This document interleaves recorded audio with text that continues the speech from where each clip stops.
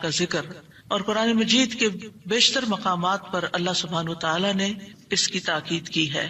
ارشاد باری تعالیٰ ہے سورۃ قاف میں، پس آپ صبر کیجئے اس پر جو وہ کہتے ہیں، یعنی آپ کے مخالفین، اور سورج کے طلوع اور غروب ہونے سے قبل اپنے رب کی حمد کے ساتھ تسبیح کیجئے، اور رات کے اوقات میں اور سجدوں کے بعد بھی اس کی تسبیح کیجئے، یعنی نماز کے بعد بھی اللہ تعالیٰ کی تسبیح بیان کیجئے۔ یہاں پر جو خطاب ہے وہ نبی صلی اللہ علیہ وسلم سے ہے، فاصبر علی ما یقولون، یعنی آپ کے دشمن یہ مشرکین آپ کے خلاف جو باتیں کرتے ہیں ان کی باتوں پر آپ صبر کیجئے، جو آپ کو جھٹلا رہے ہیں، جو آپ کو دھمکیاں دے رہے ہیں، جو آپ کے خلاف سازشیں کر رہے ہیں، اس کا جواب آپ صبر کے ساتھ دیجئے، اور اس کے برعکس آپ اپنا تعلق اللہ تعالیٰ سے زیادہ مضبوط کر لیجئے۔ یعنی کتنی خوبصورت تعلیم ہے ہمارے دین کی کہ جب لوگ مخالفت کریں تو بجائے اس کے کہ ان سے الجھنا شروع کر دیں اور ان کی باتوں کا جواب دینے لگیں اور خود کو ڈیفینڈ کرنا شروع کر دیں، کرنے کا کام کیا ہے کہ ہم اللہ کی طرف توجہ کریں، رغبت کریں، دعا کریں، اللہ کی تسبیح بیان کریں، اس کی حمد بیان کریں۔ اسی لیے آگے فرمایا وَسَبِّحْ بِحَمْدِ رَبِّكَ، اور اپنے رب کی حمد کے ساتھ اس کی تسبیح بیان کریں، یعنی اللہ سبحانہ وتعالیٰ کو ان باتوں سے پاک قرار دیں جو باتیں یہ مشرکین اللہ سبحانہ وتعالیٰ سے منسوب کرتے ہیں، اور اس کے ساتھ ساتھ اللہ سبحانہ وتعالیٰ کی شان بلند کریں، اس کی تعریف بیان کریں، اس کی ایسی صفات بیان کریں جو اس کے شایان شان ہیں، اور یہ نفی اور اس بات دونوں مل کر اللہ کے کمال کو ثابت کرتے ہیں۔ اور یہاں تسبیح سے مراد یا تو ظاہری تسبیح ہے یعنی اللہ تعالیٰ کی پاکی بیان کرنا، یا پھر اس سے مراد نماز ہے، یعنی جب لوگوں کی باتیں تکلیف دیں تو آپ اللہ سے نماز کے ذریعے مدد مانگیں، فاستعینوا بالصبر والصلاۃ۔ اور پھر قبل طلوع الشمس سے مراد فجر کی نماز جو سورج طلوع ہونے سے پہلے ہوتی ہے، اور قبل الغروب سے مراد ظہر اور عصر کی نمازیں ہیں۔ وَمِنَ اللَّيْلِ فَسَبِّحْهُ، اس سے مراد رات کی نماز یعنی عشاء اور تہجد کی نماز ہے، اور مغرب بھی رات کا ہی ایک حصہ ہو جاتا ہے کیونکہ سورج غروب ہو چکا ہوتا ہے۔ یعنی ان تمام احوال میں اللہ تعالیٰ کی تسبیح بیان کریں، اور تسبیح سے مراد یعنی سورج کے طلوع ہونے اور غروب ہونے سے پہلے جو تسبیحات ہمیں بتائی گئی ہیں وہ پڑھیں، اور اگر اس سے مراد نماز ہے تو پھر اس سے مراد نماز میں اللہ کا ذکر، اور اس کے علاوہ وَأَدْبَارَ السُّجُودِ، اور سجدوں کے بعد بھی۔ ایک معنی اس کا یہ ہے کہ نماز کے بعد کی تسبیحات کا اہتمام کیا جائے۔ بہت سے لوگوں کو دیکھا گیا وہ نماز پڑھتے بس اٹھ جاتے ہیں، تسبیح نہیں کرتے، جبکہ یہاں اللہ سبحانہ وتعالیٰ خاص طور پر حکم دے رہے ہیں کہ نماز کے بعد تسبیح بیٹھ کر کرنی چاہیے، یہ نماز کے بعد کا ذکر ہے۔ مجاہد ابن عباس سے روایت کرتے ہیں کہ اللہ تعالیٰ نے آپ صلی اللہ علیہ وسلم کو تمام نمازوں کے بعد تسبیح پڑھنے کا حکم دیا ہے، اور وہ اس آیت کی تشریح کر رہے تھے وہ ادبار السجود کی۔ مجاہد کہتے ہیں اس سے مراد فرض نماز کے بعد تسبیح کرنا ہے۔ تو یہ نوٹ کر لیجئے کہ ساری نماز مکمل کرنے کے بعد نہیں بلکہ فرض نماز پڑھنے کے بعد تسبیح کریں۔ دوسرا معنی اس کا کیا کیا گیا ہے کہ فرض نماز کے بعد نفل نماز بھی پڑھیں، کیونکہ صبح عربی میں نفل نماز کے لیے بھی آتا ہے، یعنی فرض نماز کے بعد نفلی نماز بھی ادا کریں۔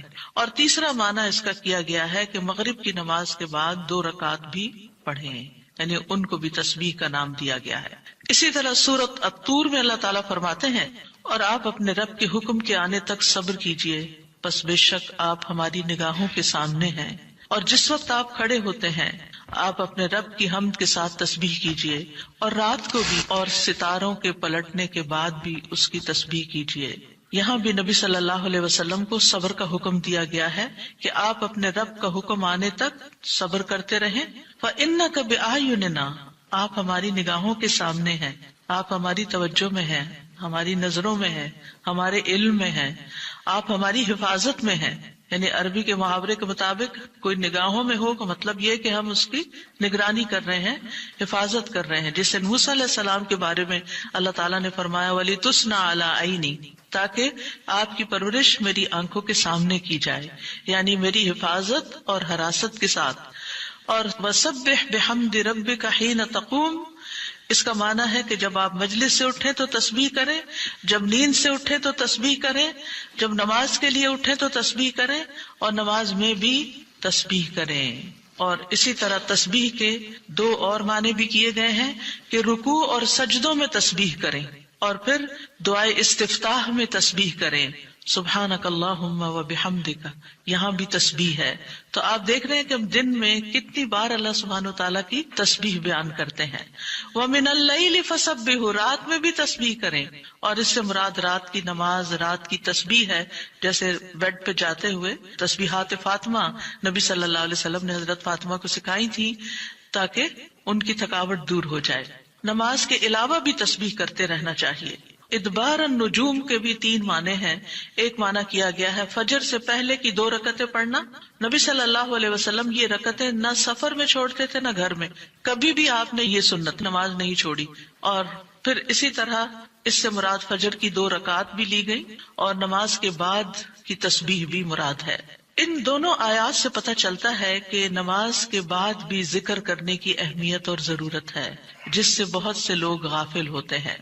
قرآن مجید میں اللہ تعالیٰ فرماتے ہیں فَإِذَا قَضَيْتُمُ الصَّلَاةَ فَاذْكُرُوا اللَّهَ قِيَامًا وَقُعُودًا وَعَلَى جُنُوبِكُمْ.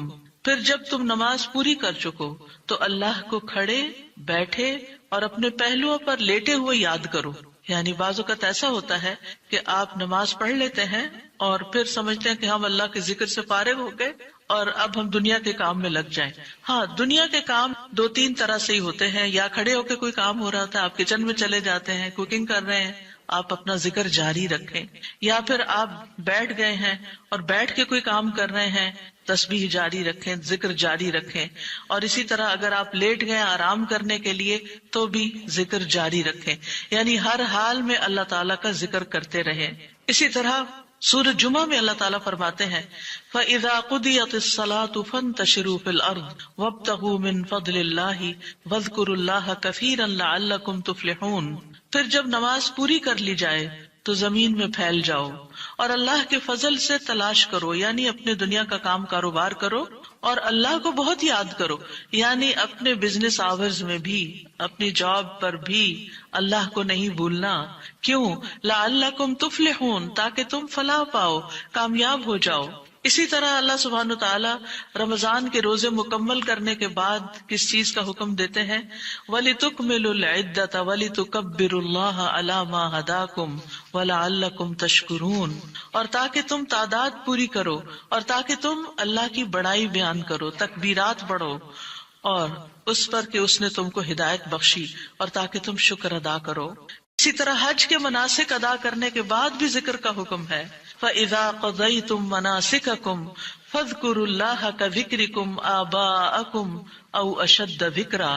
پھر جب تم اپنے حج کے مناسک پورے کر چکو تو اللہ کو یاد کرو جس طرح اپنے باپ دادا کو یاد کیا کرتے تھے، بلکہ اس سے بھی زیادہ یاد کرنا. یعنی باپ دادا کو یاد کرنے، ماں باپ کو یاد کرنے سے بھی زیادہ اللہ کا ذکر کیا کرو، اللہ سبحانہ تعالیٰ کو زیادہ یاد کیا کرو. کیونکہ انسانوں کی یاد انسانوں کو دکھی کرتی ہے، لیکن اللہ کی یاد دلوں کے اطمینان کا باعث بنتی ہے، دلوں کے اندر سکون کا باعث بنتی ہے. الا بذکر اللہ تطمئن القلوب، خبردار اللہ کے ذکر سے دلوں کو اطمینان نصیب ہوتا ہے. تو آپ نے دیکھا کہ تمام عبادات کے بعد ذکر کا حکم ہے، تسبیح کا حکم ہے، تکبیر کا حکم ہے. اسی طرح نماز کے بعد خاص طور پر، یعنی نماز پڑھتے ہی اٹھ نہیں جانا چاہیے، بلکہ وہاں بیٹھ کر بھی اللہ کا ذکر کرنا چاہیے، اور اس میں غفلت نہیں برتنی چاہیے اور سستی نہیں ہونی چاہیے.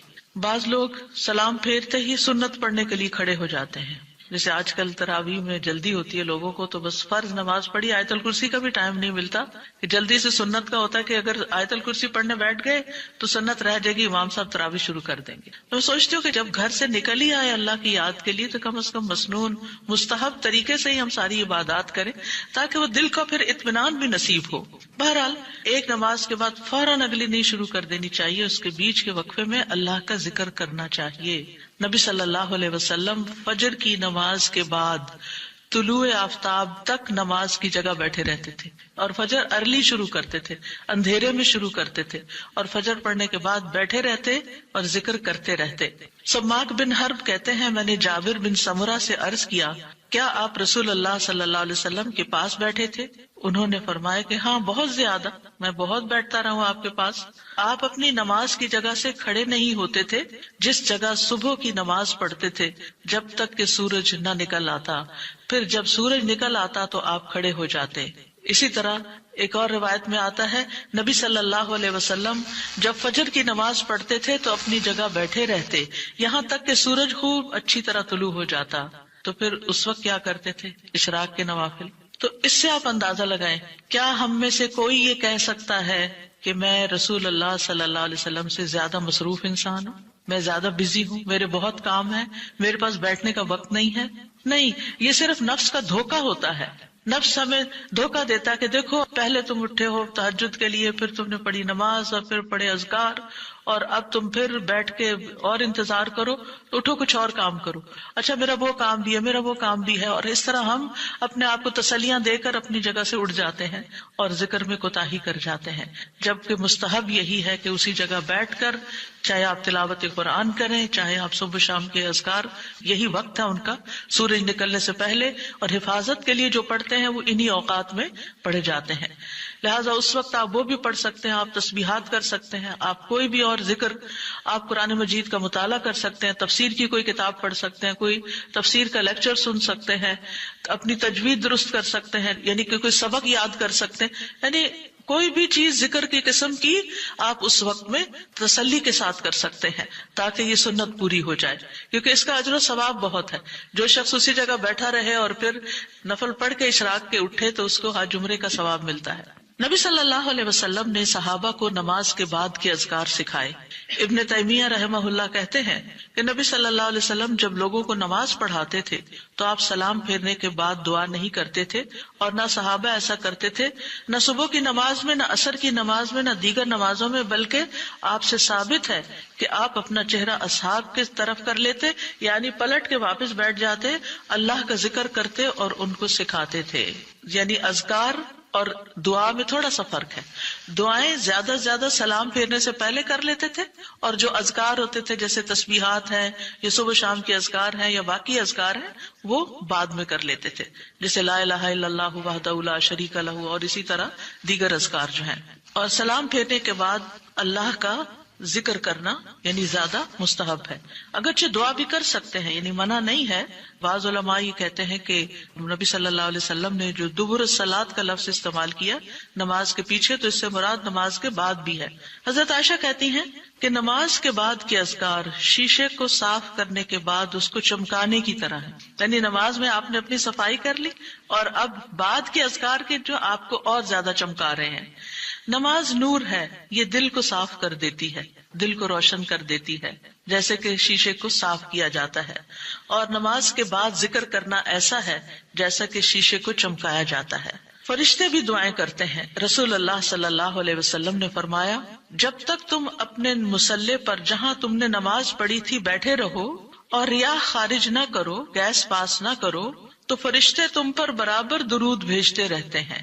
یعنی اگر کوئی شخص فجر کی نماز پڑھ کے اپنے وضو کی حالت میں سورج نکلنے تک بیٹھا رہتا ہے تو آپ اپنے لیے بھی ذکر کر رہے ہیں اور فرشتے بھی آپ کے لیے دعائیں کر رہے ہیں۔ کیا دعا کرتے ہیں؟ اللہم اغفر لہ، اللہم ارحمہ، اے اللہ اس کی مغفرت فرما، اے اللہ اس پر رحم فرما۔ اور یہ اس وقت تک ہوتا رہتا ہے جب تک وہ وضو توڑ کر فرشتوں کو تکلیف نہ پہنچائے، یعنی جب گیس پاس ہوتی ہے اور اس کی اسمیل سے پھر فرشتوں کو تکلیف ہوتی ہے، تو فرشتے جو ہیں وہ پیاز کی اسمیل اور لہسن کی اور جسم سے نکلنے والے، اگر پسینہ بہت آ رہا ہے اور کپڑے نہیں آپ تبدیل کرتے، رات کے کپڑوں میں اٹھ کے نماز شروع کر دیتے ہیں اور وہ اسمیلی کپڑے ہوتے ہیں، تو اس سے فرشتے آپ سے دور رہتے ہیں۔ اور اسی طرح اگر یعنی خوراک میں کوئی ایسی چیز ہے کہ آپ کی گیس میں بہت اسمیل ہے تو یہ چیز بھی فرشتوں کو تکلیف دیتی ہے اگر آپ مصلی پر بیٹھے ہیں یا آپ ذکر کی حالت میں ہیں۔ پھر اس وقت ذکر کرنا جو ہے اولاد اسماعیل سے غلام آزاد کرنے سے افضل عمل ہے، خاص طور پر اگر ہم لا الہ الا اللہ وحدہ لا شریک لہ والی تسبیح پڑھتے ہیں۔ ابو امامہ سے مروی ہے، رسول اللہ صلی اللہ علیہ وسلم نے فرمایا، سورج طلوع ہونے تک میں بیٹھ کر اللہ تعالیٰ کا ذکر کروں، اس کی بڑائی، اس کی حمد و تسبیح اور تحلیل کروں، یہ مجھے اولاد اسماعیل میں سے 2 غلام آزاد کرنے سے زیادہ محبوب ہے۔ یعنی اس وقت کا ذکر ایسا ہے جیسے آپ نے اتنا بڑا صدقہ بھی کر دیا۔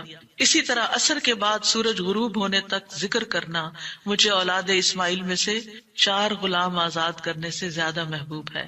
یعنی عصر پڑھ کر بھی آپ مغرب تک ذکر کر سکتے ہیں، اگر عام دنوں میں نہیں تو آپ جمعے کے دن تو کر ہی سکتے ہیں، کیونکہ اس دن دعائیں قبول ہوتی ہیں۔ لیکن عموماً ہم اپنی غفلت اور سستی کی وجہ سے کوئی اور کام شروع کر دیتے ہیں، اور ہم ان قیمتی اوقات کی قدر نہیں کرتے، ہماری پرائرٹیز نہیں ہوتی۔ یعنی انسان کو جب پتہ چلتا ہے کہ یہ بزنس کا پیک آور ہے تو وہ کیا کرتا ہے؟ اس وقت کہیں اور سیر کو چلا جاتا ہے؟ نہیں، اس وقت وہ سارے کام چھوڑ کر اس کام کی طرف متوجہ ہو جاتا ہے جو اس کو سب سے زیادہ فائدہ دینے والا ہے۔ تو اسی طرح بعض سلف صالحین کہتے ہیں کہ ہم نے جمعے کے دن عصر کے بعد مغرب تک جو دعا کی ہماری قبول ہوئی، یعنی یہ قبولیت دعا کا خاص وقت ہوتا ہے۔ جیسے صبح کا وقت بکرتن نماز فجر سے لے کر سورج نکلنے تک کا ہے، بڑا ہی قیمتی وقت ہے ذکر اذکار کے لیے۔ اسی طرح عصر کی نماز سے لے کر مغرب تک کا وقت بھی بڑا ہی قیمتی ہے۔ تو اس میں آپ دیکھیے، خصوصاً آج کل آپ روزے سے ہیں، روزہ دار کی بھی دعا قبول ہوتی ہے، اور اس میں بھی امت کے نیک لوگوں کا طریقہ یہی رہا ہے کہ وہ روزہ کھلنے سے پہلے سارے کام چھوڑ دیتے تھے اور ذکر اذکار میں مصروف ہو جاتے تھے، دعائیں کرنے میں مصروف ہو جاتے تھے۔ تو آپ بھی اپنے لیے کچھ پلان اس طرح کریں کہ جمعے کا دن اور ہم کم از کم رمضان کا مہینہ عصر کا وقت جو ہے اس سے پہلے پہلے اپنے کام ختم کر کے مصلی پہ بیٹھے یا کرسی پہ بیٹھے، یا لیٹنا چاہتے تو لیٹ جائیں، کیونکہ پہلی آیت یہی بتائی گئی تھی نا کہ آپ کھڑے یا بیٹھے یا لیٹے ہر حال میں اللہ کا ذکر کر سکتے ہیں۔ الذین یذکرون اللہ قیاما وقعودا وعلی جنوبہم، وہ جو اللہ کا ذکر کرتے ہیں کھڑے، بیٹھے اور لیٹے، جس بھی پوزیشن میں آپ کرنا چاہیں آپ ذکر کر سکتے ہیں، اور اس میں تسبیح کیجئے، حمد و ثنا کیجئے اللہ تعالیٰ کی، اور دعائیں مانگیے۔ اور الحمدللہ ہمارے پاس کتابوں کی شکل میں دعاؤں کا اتنا پیارا ذخیرہ ہے، جو مسنون اوتھینٹک دعائیں قرآن و سنت سے ہم نے جمع کی ہیں۔ اگر زبانی یاد ہے تو بہت ہی اچھا کہ دل لگا کے زبانی پڑھے، اور اگر زبانی یاد نہیں تو ان کو کھول لیجئے اور پڑھنا شروع کر دیجئے، اور صرف پڑھتے نہ جائیں۔ اس وقت کوئی قرات کا وقت نہیں ہے، یہ مانگنے کا وقت ہے۔ دیکھ دیکھ کر اس طرح پڑھیں دعا کو جیسے آپ مانگ رہے ہیں اللہ تعالیٰ سے، تو انشاءاللہ آپ کے دین، دنیا، آخرت کے سارے مسائل حل ہوں گے، اور ایک پرامن پرسکون زندگی بسر کریں گے اگر ان اوقات کی آپ قدر کر لیں۔ کیونکہ جو قبولیت کے اوقات ہیں ان کو گنوانا نہیں چاہیے، ان کو ہاتھ سے جانے نہیں دینا چاہیے۔ آپ صبح فجر کے وقت مثلا اگر رمضان میں ہر روز 1 سپارہ پڑھتے ہیں، آدھا سپارہ فجر کے بعد پڑھ لیں، آدھا سپارہ عصر کے بعد پڑھ لیں، تو اس طرح بیلنس بھی ہو جائے گا، آپ کا دل نہیں گھبرا، کیونکہ ہمارا نفس جو ہے نا وہ اتنا آزاد منشا کہ وہ کہیں ایک جگہ بیٹھنے کی قید قبول نہیں کرتا، وہ بار بار ہمیں کہتا ہے اچھا فون چیک کر لو، اچھا وہ کر لو، وہ کر لو، اور توجہ اور یکسوئی سے ہمیں ذکر اذکار نہیں کرنے دیتا۔ تو اس کو ٹیم کرنے میں، اس کو ڈسپلن کرنے میں وقت لگے گا، لیکن ونس ایک دفعہ آپ عادی ہو گئے، آپ نے اس گھوڑے کو قابو کر لیا، آپ نے اس کو بٹھا لیا، جیسے بچے کو بٹھانے میں مشکل ہوتی ہے لیکن جب بیٹھ جاتے پھر بیٹھ جاتے ہیں، تو پھر انشاءاللہ آپ دیکھیں گے کہ آپ کے لیے یہ گھڑیاں بڑی پر لذت ہو جائیں گی، آپ ان گھڑیوں کو انجوائے کریں گے، آپ کا اور زیادہ دل چاہے گا کہ کاش یہ اور لمبی ہو جائیں۔ اچھا روزہ کھل گیا، ابھی تو میرا یہ بھی اور یہ بھی ٹارگٹ پورا نہیں ہوا۔ پھر اسی طرح یہ ہے کہ رسول اللہ صلی اللہ علیہ وسلم نے فرمایا، جو شخص فجر کی نماز جماعت کے ساتھ پڑھنے کے بعد بیٹھ کر اللہ کا ذکر کرتا رہے یہاں تک کہ سورج نکل آئے، پھر 2 رکعتیں پڑھے، اس کے لیے 1 حج اور عمرے کا ثواب ہے۔ انس فرماتے ہیں پھر رسول اللہ صلی اللہ علیہ وسلم نے 3 بار فرمایا، پورا پورا پورا، یعنی پورا ثواب حج عمرے کا، پورا ثواب حج عمرے کا، پورا ثواب۔ یعنی آپ سوچئے کہ حج عمرہ کرنا کوئی آسان کام ہے؟ مشکل کام ہے، جس میں مال بھی انوالو ہے، آپ کے ایفرٹ بھی، آپ کا گھر چھوڑنا بھی، سب کچھ، لیکن اگر آپ کو ایک مصلی پہ بیٹھ کے اتنا بڑا اجر و ثواب ملتا ہے تو اور کیا چاہیے۔ صرف بات ہے اپنے نفس کو منانے کی، اپنے دل کو اور اپنے آپ کو ڈسپلن کرنے کی. اور ایک دفعہ آپ نے شروع کر لیا اور اگر نہیں ہو پا رہا تو اللہ سے دعا کریں کہ اللہ تعالیٰ توفیق دے دے, اللہ تعالیٰ آسان کر دے, تو انشاءاللہ آپ کے لیے آسانی بھی ہو جائے گی. پھر اسی طرح نبی صلی اللہ علیہ وسلم نے فرمایا, اللہ تعالیٰ فرماتا ہے کہ میں اپنے بندے کے ساتھ ہوتا ہوں جب وہ مجھے یاد کرتا ہے اور میری یاد میں اپنے ہونٹ ہلاتا ہے. اور ایسے لوگ جو ذکر میں آگے ہوتے ہیں وہ درجات میں بھی بہت آگے ہیں, سبقت لے جانے والے ہیں, فالسابقون السابقون ہیں. رسول اللہ صلی اللہ علیہ وسلم نے فرمایا مفردون سبقت لے گئے. صحابہ نے پوچھا یا رسول اللہ مفردون کون ہوتے ہیں؟ آپ صلی اللہ علیہ وسلم نے فرمایا جو اللہ کے ذکر میں مشغول رہتے ہیں, یعنی ہر وقت ان کا دھیان اپنے رب کی طرف ہوتا ہے, کیونکہ ذکر میں دل میں بھی یاد ذکر کہلاتا ہے, زبان سے کچھ بولنا بھی ذکر ہے, اور اس کے علاوہ قرآن کی تلاوت, نماز, یہ ساری ذکر کی قسمیں ہیں. یعنی کچھ فارمل ہے, کچھ انفارمل ہے, کچھ خبر ہے یعنی جیسے تسبیحات وغیرہ ہوتی, کچھ میں دعا ہوتی ہے, طلب ہوتی ہے, اللہ تعالیٰ سے اپنی حاجت مانگتے ہیں. یہ ساری چیزیں ذکر میں شمار ہوتی ہیں.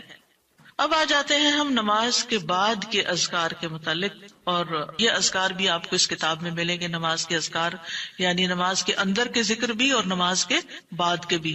نماز کا سلام پھیرتے ہی نماز ختم ہو جاتی ہے, اس کے بعد سب سے پہلے کہنا چاہیے اللہ اکبر ایک بار, اور تھوڑا سا بلند آواز سے, جس سے پتہ چلے کہ نماز پڑھ لی ہے. اللہ اکبر.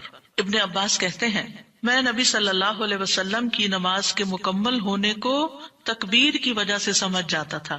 یعنی مثلا کوئی نفل پڑھ رہا ہے تو آپ کو نہیں پتہ چلتا کہ پڑھ چکا یا نہیں, لیکن اگر اس نے بلند آواز سے کہہ دیا اللہ اکبر تو پتہ چل گیا کہ ہاں اس کی نماز مکمل ہو گئی ہے. کیوں اللہ اکبر کہیں؟ کہ اللہ ہر چیز سے بڑا. آپ دیکھیں ہم نے نماز کا آغاز کس سے کیا تھا؟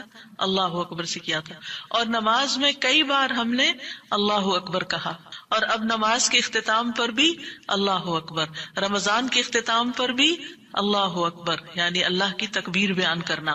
اللہ سبحانہ وتعالیٰ قرآن مجید میں فرماتے ہیں اتل ما اوحی الیک من الکتاب واقم الصلاۃ ان الصلاۃ تنہی عن الفحشاء والمنکر ولذکر اللہ اکبر واللہ یعلم ما تصنعون. کتاب میں سے جو آپ کی طرف وحی کیا گیا ہے اس کی تلاوت کیجیے اور نماز قائم کیجیے, بے شک نماز بے حیائی اور برائی سے روکتی ہے, اور یقیناً اللہ کا ذکر تو سب سے بڑی چیز ہے, اور اللہ کو معلوم ہے جو کچھ تم کرتے ہو.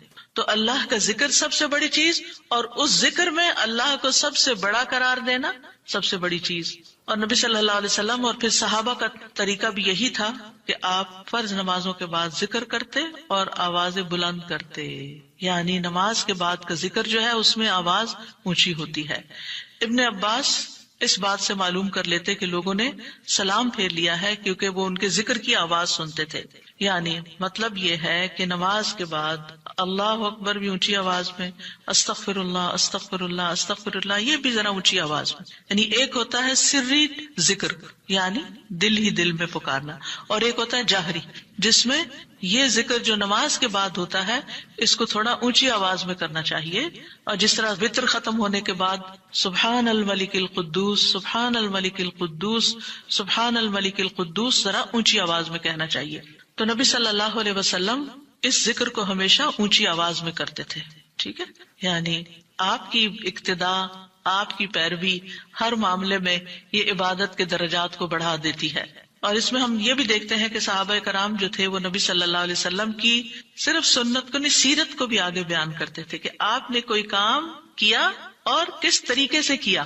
مثلاً ذکر کیا اور کس طرح کیا, بلند آواز سے کیا یا آہستہ آواز سے کیا, بیٹھ کر کیا یا کھڑے ہو کر کیا. اور پھر آپ دیکھیے کہ نماز کے بعد اذکار جو ہیں وہ زیادہ پسندیدہ ہیں, یعنی دعاؤں کی نسبت زیادہ اذکار.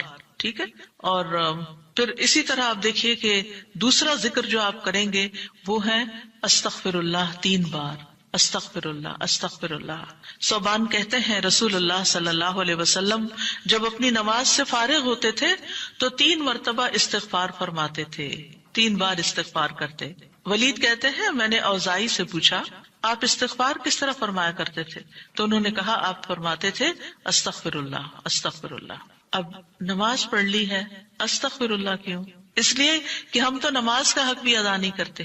ہمارا دھیان کہاں سے کہاں چلا جاتا ہے، ہم کئی دفعہ بھول جاتے ہیں، ہمیں سجدہ سہو کرنا تک یاد نہیں رہتا، ہمیں کچھ پتہ نہیں ہوتا ہم نے کون سی سورت پڑھی، کیا تلاوت کی. ہو سکتا ہے تلاوت میں کوئی غلطی کر دیں، ہو سکتا ہے کہ تسبیح کی جگہ کچھ اور پڑھ دیں بھول چوک کے. تو ہم نماز کے اندر بھی بہت کچھ غلط کرتے رہتے ہیں جانے انجانے. اور خاص طور پر جن لوگوں نے اپنی نماز کے پروننسیشن کی اصلاح نہیں کی، وہ تو کچھ سے کچھ پڑھتے رہتے ہیں بعض اوقات.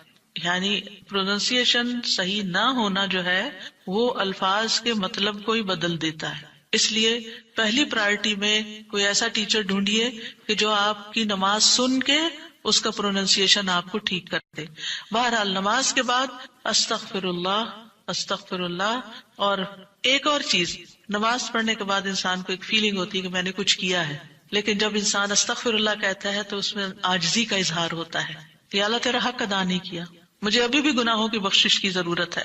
اور آپ دیکھیے کہ یہ الفاظ نبی صلی اللہ علیہ وسلم ادا کرتے تھے جن کے اگلے پچھلے سارے گناہ معاف کر دیے گئے تھے. تو جو شخص نماز کے بعد استغفار پڑھتا ہے وہ اپنی نمازوں پر کبھی فخر غرور تکبر نہیں کر سکتا کہ میں بڑا نمازی ہوں، میں بڑا پرہیزگار ہوں، میں بڑا عبادت گزار ہوں. نہیں، وہ یہ دیکھے گا کہ میں نے حق ادا نہیں کیا، میرے سے جو کمی کوتاہی ہوئی ہے اللہ تعالیٰ اس کو معاف کر دے. جو چیز مکمل طور پر ادا کرنی چاہیے تھی اس کو اس طرح نہیں ادا کیا، کچھ نہ کچھ کوتاہی واقع ہو گئی، تو اس بخشش کے طلب کرنے سے اللہ تعالیٰ کوتاہی سے درگزر فرما دے گا انشاءاللہ. اور ویسے بھی استغفار کرنے سے نقص یا کمی کوتاہی جو ہے اس کا ازالہ ہوتا ہے ہماری عام روزمرہ زندگی میں بھی. تیسرا ذکر، اب آپ دیکھ رہے ہیں یہ ذکر ہے، اللہ اکبر بھی ذکر ہے، استغفر اللہ بھی ذکر ہے، اور تیسرا یہ بھی ذکر ہے اللہم انت السلام ومنک السلام تبارکت ذی الجلال والاکرام. اے اللہ تو سراپا سلامتی ہے اور تجھی سے سلامتی حاصل ہوتی ہے، تو بڑی برکتوں والا ہے اے جلال و اکرام والے. یعنی استغفار کے بعد پھر فوراً بعد اللہ تعالیٰ کی تعریف اور یہ ذکر. السلام جو ہے یہ اللہ تعالیٰ کے ناموں میں سے ایک نام ہے، جس کا مطلب یہ ہے کہ اللہ تعالیٰ ہر طرح کی آفات سے، عیبوں سے، ہر طرح کے نقص سے سلامت ہے. کوئی چیز اس کو نقصان نہیں دے سکتی، نہ لوگوں کی باتیں جو اللہ تعالیٰ کے خلاف کرتے ہیں، یا لوگوں کے گمان، یا لوگوں کی نافرمانیاں اور گناہ اور عبادت نہ کرنا، اللہ کا حکم نہ ماننا. اللہ تعالیٰ کو کوئی چیز نقصان نہیں دیتی، وہ سلامت ہے، اس کو کسی کی ضرورت ہی نہیں ہے. یہ جو کچھ ہم کرتے ہیں، ذکر ہو عبادت ہو، یہ اپنے ہی فائدے کے لیے کرتے ہیں، اللہ تعالیٰ پر کچھ احسان نہیں ہے. تو ہم یہ کہتے ہیں اللہم انت السلام کہ اللہ تعالیٰ آپ سراسر سلامتی ہیں، اور آپ کا ہر فعل جو ہے وہ ظلم سے سلامت ہے، پاک ہے، ہر شر سے پاک ہے. آپ کی تقدیر، آپ کے فیصلے، ہر چیز سلامتی پر مبنی ہے. ومنک السلام، سلامتی تیری ہی طرف سے آتی ہے، یعنی تو ہی سلامتی دیتا ہے یا تو ہی سلامتی کو روک لیتا ہے. سلامتی کا مالک بھی تو ہی ہے، تو سلامت رکھے تو ہم سلامت ہیں. تو یہ تعلق اللہ تعالیٰ سے انسان اپنا ظاہر کرتا ہے کہ انسان اپنے رب کے بارے میں کیا سمجھتا ہے. تبارکتا، تبارکتا کا لفظ برکت سے ہے، جس کا مطلب ہوتا ہے کثرت سے کسی چیز کا بڑھنا اور قائم رہنا، یعنی تیری خیرات و برکات بہت زیادہ ہیں. ذل جلال والاکرام، اے عزت اور جلال والے. جلال کا مطلب ہے عظمت، بڑائی، اور اکرام کا مطلب ہے احسان. یعنی تو اپنے بندوں کو عزت و اکرام دیتا ہے، اپنے رسولوں کو، اپنے انبیاء کو اور اپنے صالح بندوں کو تو ہی عزت اور اکرام اور برکتیں عطا کرتا ہے. ساری نعمتیں تیری ہی طرف سے ہیں. اور یہ کتنا خوبصورت ذکر ہے جو ہم ہر نماز کے بعد کرتے ہیں، یا جو نہیں کر رہے انہیں لازماً کرنا چاہیے کہ اللہ سبحانہ وتعالیٰ سے ہم اپنے اچھے گمان کا اظہار کرتے ہیں، اور ایک طرح سے انڈائریکٹلی سلامتی اور برکت طلب بھی کرتے ہیں. آپ دیکھیے عموماً ہم جب کسی چیز کے اندر فائدہ دیکھتے ہیں تو ہم خیر اس سے وابستہ کر لیتے ہیں، یہ ہے تو کام ہوگا، یہ نہیں تو کام ہی نہیں ہوگا. مثلاً آپ کوئی قلم خریدتے ہیں اور اس سے لکھنا شروع کرتے ہیں اور آپ کو اچھا لگتا ہے، یا آپ اس سے جو لکھنا چاہتے تھے آرٹیکل یا کوئی چیز یا نوٹس اپنے تو بڑے اچھے لکھ پاتے ہیں، تو آپ کہنے لگتے ہیں یہ قلم بڑا مبارک ہے. ٹھیک ہے بھائی، قلم اچھا ہے، فائدہ دے رہا ہے آپ کو، لیکن اصل تو اللہ نے آپ کے لیے یہ وسیلہ بنایا کہ اس نے آپ تک یہ پہنچایا. تو اصل برکت اور خیر اور سلامتی کا منبع اللہ رب العزت کی ذات ہے. چیزوں کے ساتھ مت چمٹ جائیے اور ان پر اتنے ڈیپینڈنٹ نہ ہو جائیں کہ اللہ کو بھول جائیں. اور اللہ تعالیٰ کی نعمت اور اللہ تعالیٰ کا احسان یاد نہ کریں. تو اس لیے ہر نماز کے بعد ہم اس بات کا اقرار کرتے ہیں کہ ساری برکتیں تیری ذات سے ہیں یا رب، ساری سلامتی تیری طرف سے ہے یا رب، عزت اور اکرام تیری ہی طرف سے ہے یا رب، تو ہی جس کو چاہے اس پر احسان فرماتا ہے، لہٰذا ہم یہ سب کچھ تجھ سے ہی طلب کرتے ہیں. پھر آپ دیکھیے چوتھا ذکر ہے لا الہ الا اللہ وحدہ لا شریک لہ لہ الملک و لہ الحمد وہو علی کل شیء قدیر. یہ بھی آپ 3 بار پڑھ سکتے ہیں، یہ بھی ذکر ہے، یعنی 3 مرتبہ اللہ تعالیٰ کی توحید کا اقرار. مغیرہ بن شعبہ جو وحی کے کاتب تھے ان سے مروی ہے کہ معاویہ رضی اللہ عنہ نے مغیرہ کو لکھا کہ کوئی حدیث جو آپ نے رسول اللہ صلی اللہ علیہ وسلم سے سنی ہو وہ مجھے لکھ کر بھیجیں.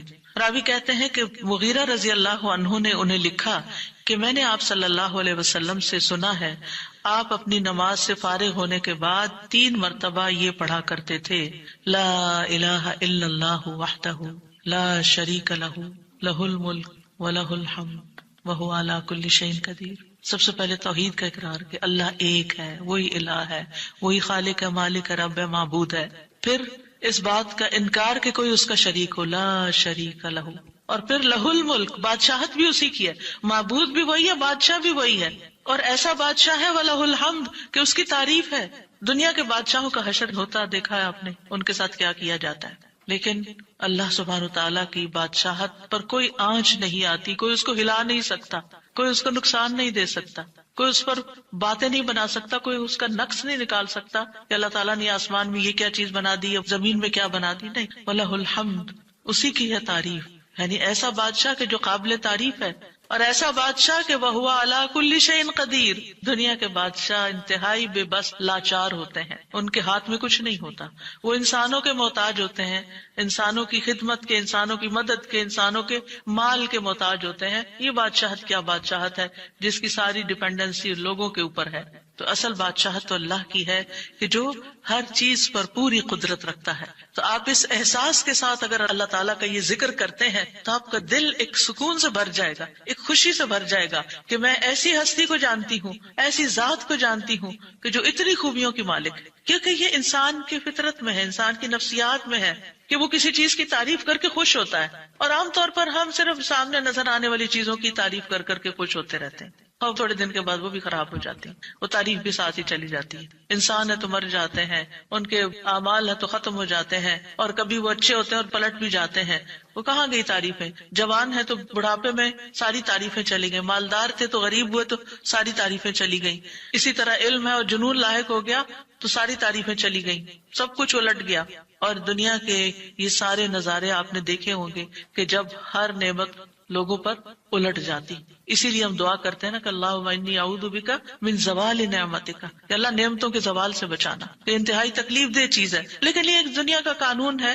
یہ سب کچھ ہوتا ہے اور ہماری آنکھیں دیکھتی ہیں، لیکن اللہ سبحانہ وتعالی ان سب چیزوں سے پاک ہے. اس کو کوئی زوال نہیں اور اس کا کوئی کچھ بگاڑ نہیں سکتا، اور وہ ہر چیز پر پوری طرح قادر ہے، جو چاہے کر سکتا ہے، اور تعریف اسی کے لیے ہے.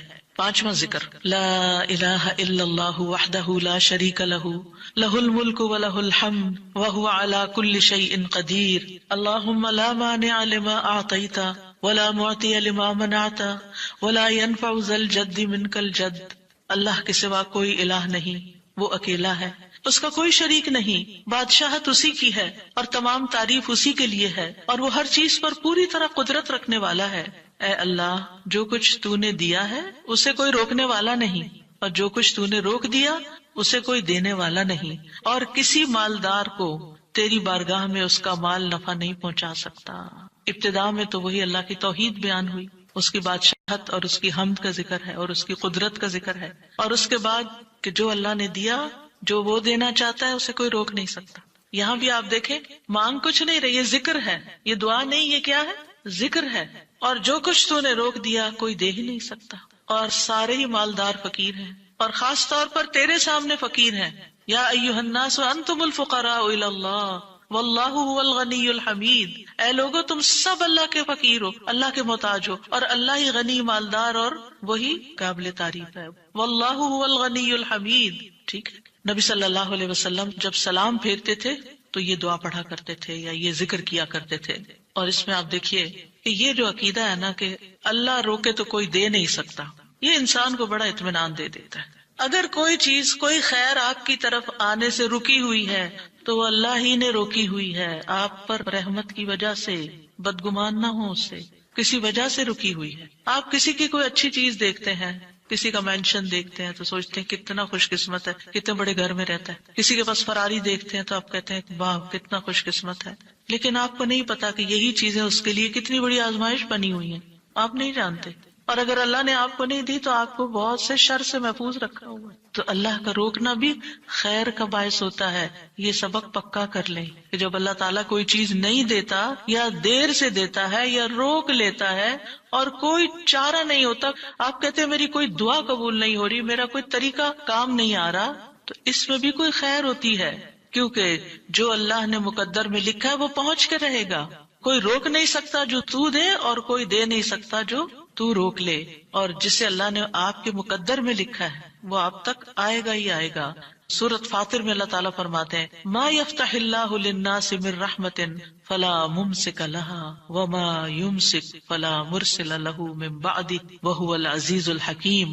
جو کچھ اللہ لوگوں کے لیے رحمت میں سے کھول دے اسے کوئی بند کرنے والا نہیں، اور جو وہ بند کر دے اس کے بعد اسے کوئی کھولنے والا نہیں۔ حدیث میں آتا ہے ما اصابک لم یکن لیخطئک وان ما اخطأک لم یکن لیصیبک۔ جو کچھ تمہیں پہنچا وہ تم سے خطا ہونے والا نہیں تھا، اور جو نہیں ملا وہ ہرگز ملنے والا نہیں تھا۔